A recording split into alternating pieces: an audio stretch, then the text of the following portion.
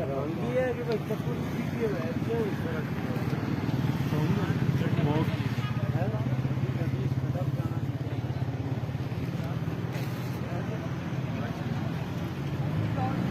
ये सीधा कहना बहुत ज्यादा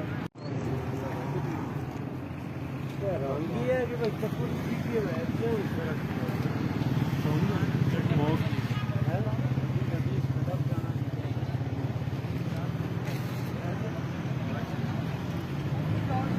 ये सीधा कहना बहुत ज्यादा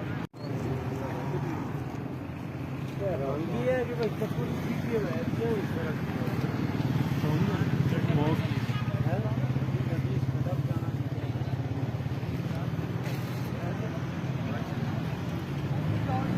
ये सीधा कहना बहुत ज्यादा हैरानगी है कि भाई चप्पल पीछे है क्यों इस तरह की है ना?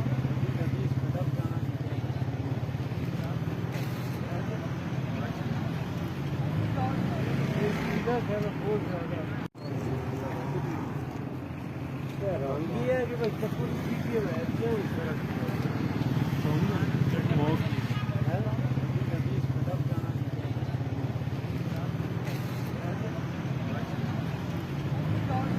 ये सीधा कहना बहुत ज्यादा